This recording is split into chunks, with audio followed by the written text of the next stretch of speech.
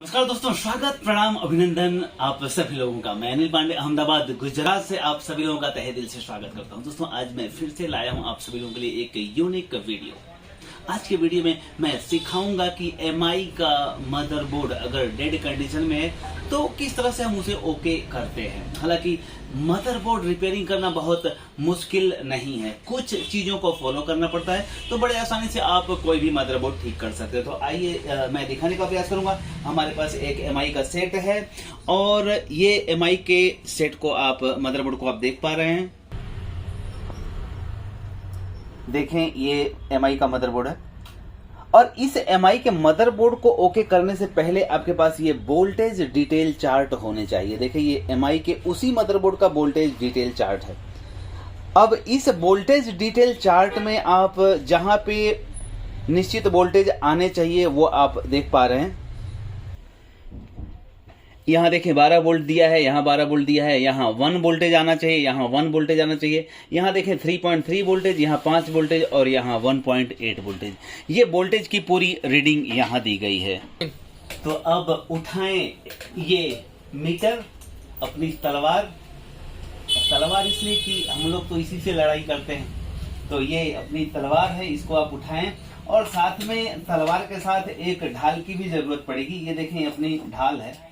ढाल मतलब ये कुछ टूल्स होते हैं जो हमारे पास होने चाहिए।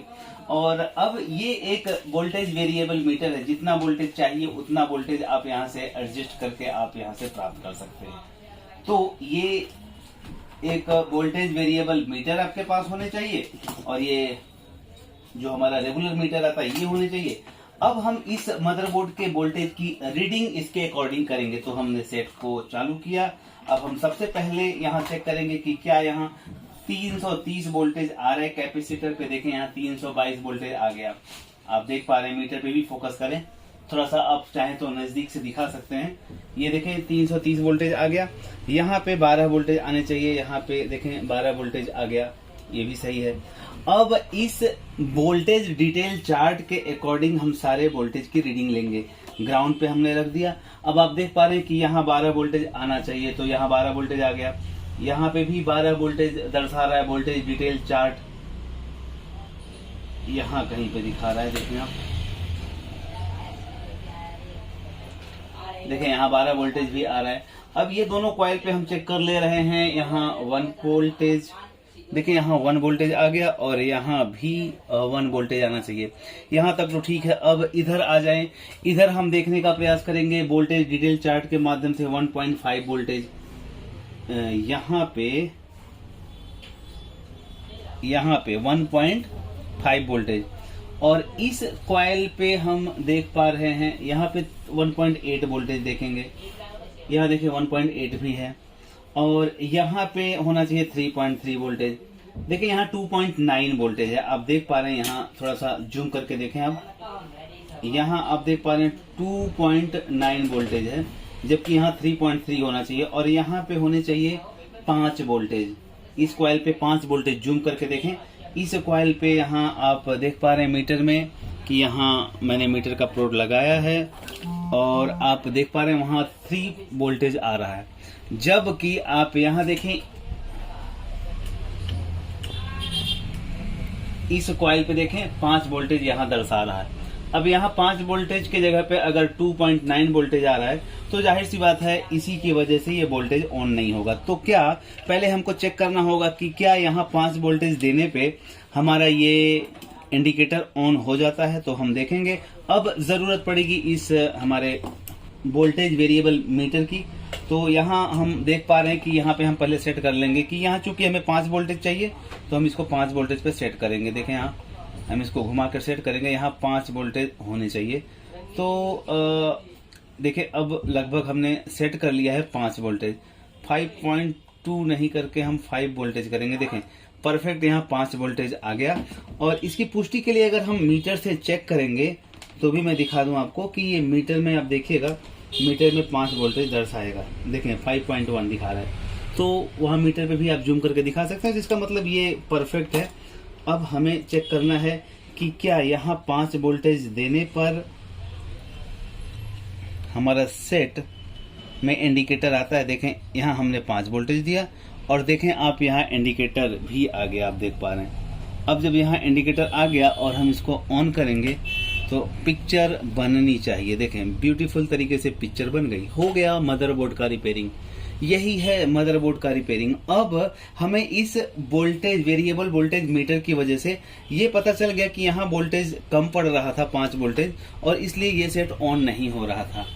और अब हमें ये पता चल गया कि यहाँ पे हम 5 वोल्टेज की आपूर्ति यदि कर दें तो निश्चित रूप से ये मदरबोर्ड ओके हो जाएगा। अब इस 5 वोल्ट को बनाने वाली जो ये रेगुलेटर आईसी है वो खराब है। अब वो आईसी खराब है, छोटी सी आईसी है, कहाँ ढूंढने जाएंगे। अगर मिल भी जाती है तो मुझे पता है कि हर जगह नहीं मिलती है।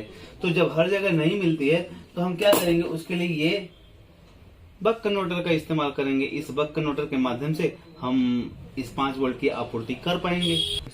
अब मैं यहाँ कहना चाहूंगा, आप इस बक कन्वर्टर का इस्तेमाल कर सकते हैं या इसका इस्तेमाल कर सकते हैं, किसी भी बक कन्वर्टर का इस्तेमाल कर सकते हैं। अब देखें यहाँ पे क्या करना है कि इसे हम 12 वोल्टेज देंगे तो जितना यहाँ लिखा है उतना वोल्टेज जिस पे हम शॉर्ट करेंगे वो वोल्टेज यहाँ से प्राप्त होगा।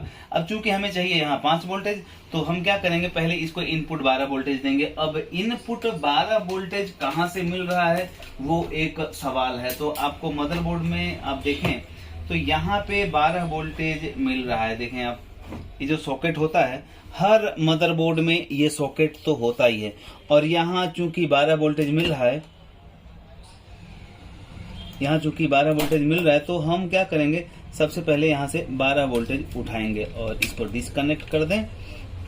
डिस्कनेक्ट करने के साथ में यहाँ हमें 12 वोल्टेज ले लेना है इस सॉकेट पर से।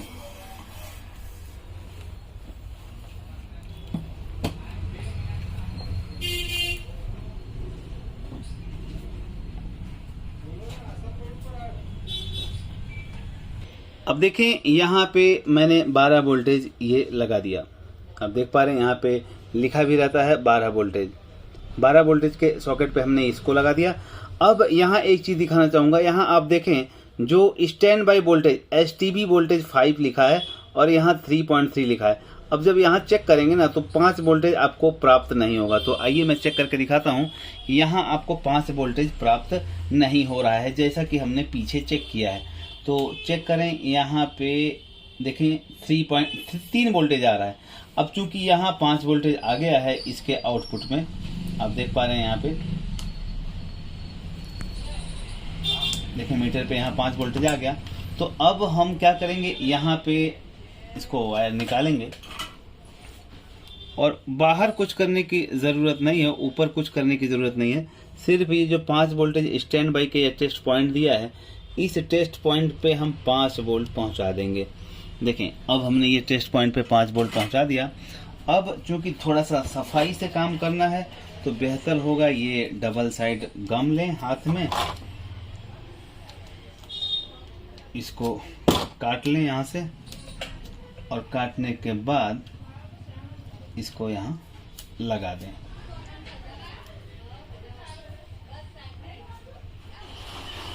ये डबल साइड गम बहुत ही काम का है, हर जगह इसका इस्तेमाल हो जाता है।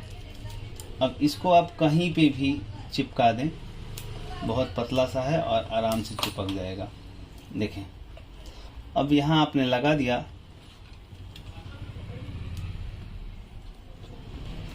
और अब इस सेट में चेक करें क्या हो रहा है। देखें हमने क्या किया, अंदर बक कन्वर्टर लगा दिया।